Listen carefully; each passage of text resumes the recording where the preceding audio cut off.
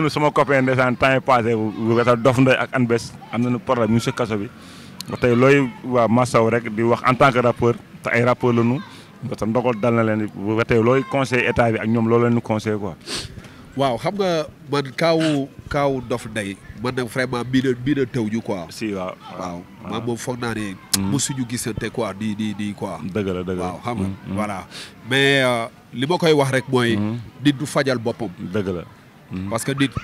problème bu amee ngay jug ne da ngay fajal sa bopp rek seytaane da lay laxasu tout le temps da lay def loo xam ne yow xëy na du loolu nga sóoraale woon wala xëy na boog affaire bi dem ba ëpp la loxo fii dafa am yoon gis nga dëkk buñ ko bëgg a defar da ngay xam droit ak loi dëgg la dëgg la boo xamul droit xamul loi yow dafa mel ni yow ak xar bi ñoo yem dafa mel ni tey moom laay wax tout le temps ma ne sénégalais bu ne ak surtout jamono bi nu mu toll lii ak ni mu mel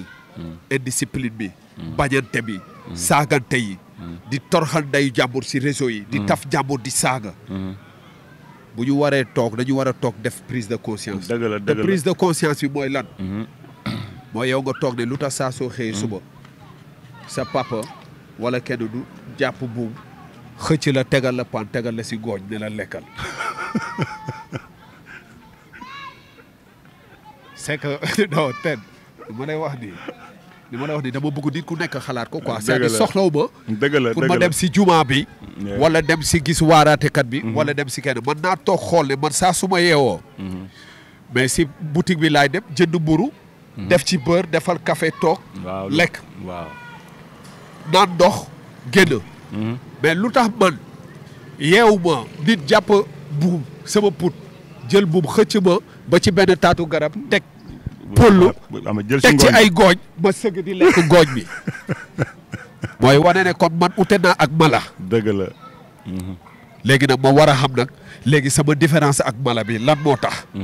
waaw dëgg la nga commencé liggéey sa mayin kon ne yow yàlla dala may xel bu mu mayul mala yaa uli el baabi waaw sinon barki yàlla sinon ñax du fi romb dëgg la li xar yi di lekk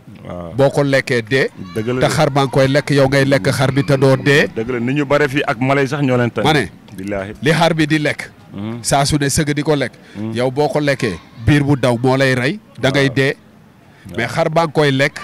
yow nga ñëw lekk xar bi te doo dee waaw lu garaaw waaw léegi nag waaw léegi moo war a tax nag yow nga war a xam ne yow nit nga da nga am xel di xalaat di am yëg-yëg lu mala bi amul kon nga war a jëriñ sa xel bañ a gaañ sa morom dëgg la dëgg la moo tax nit di bañ nit waxuma la sax sénégalais di bañ sénégalais mais la moo tax nit di bañ nit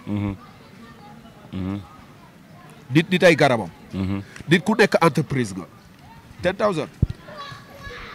baax na benn nit bu tekki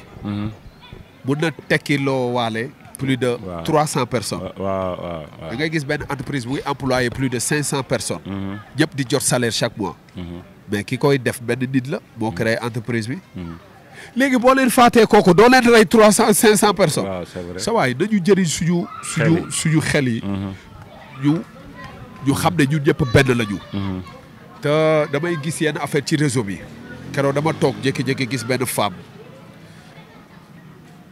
dama ko xool man eggalu ma vidéo bi quoi parce que sama rangoñ dafa tuuru parce que ten man bugguma tooñ mu ngi affiché benn nit boo xam ne nit ki lu mu ko bindal saaga ndey saaga boobu bi ma ko liiree sama rangoñ dafa tuuru maa ngi koy dégg mu naan ko ndeysaan pourtant waxuma ak yow de li ma wax dara nekku si yaa ngi may affiche yaa ngi may saaga di ma wax kërëb dafa bëri gars yu vulgaire ñoom pour ñoom mooy seen arme quoi état du Sénégal président Bassirou Diomaye Diakhar Faye dañu war a criminaliser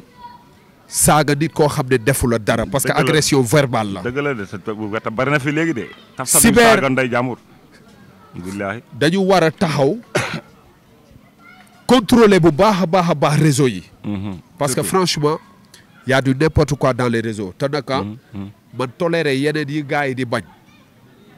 billaahi wallahi moo ma gën a ma toléré ku saaga sama yaay non loolu moom du yoon moom quoi te réseau yi nag nit du la xam du xam loo def doo xam loo ko def bu jékki-jékki saaga la ndey après ñu ne donc ku ñu saagawul c'est parce que kon yow nekkoo dara non dañ la warul saaga donc jikko yi la ñu war a defaraat. surtout Sénégal te jikko yi nag xam nga ñun population bi waxuma les politiques de mais population bi bu ñu bëggee defar jikko yi. il faut que ñu bàyyi politique yi ak seen terrain parce que ñoom ñëpp ay gain la ñu jo gars yi ñoom ñëpp ay gain la ñu de. ñoo far de ñooy saagante la ñooy nekkaale ñooy far. ñoom xoolal dañuy wootante di waxtaan. billaahi ba mais gars yi ñooy ngaaka rek. léegi ñun. est-ce que dañu war a topp enjeu politique bu nga fi taxawee ay taxawaayu militant ba ñun ñu mel ni ay téeméeri Sénégal la ci biir benn Sénégal. mënul nekk de. kenn bëggul sa morom. kenn ñëpp bañ ndax lan. ndax politique jaru ko. benn instant il faut ñu tourner leen un peu le dos bàyyi leen ñoom ñu liggéey. mais ñu tamit askan bi ñu liggéey toog di leen observer. bu ñu deful lu ñu war a def ñu ne leen hey lii lañ ko waxee woon du woon nii. mais est-ce que dañu war a jàpp suñu adduna yëpp.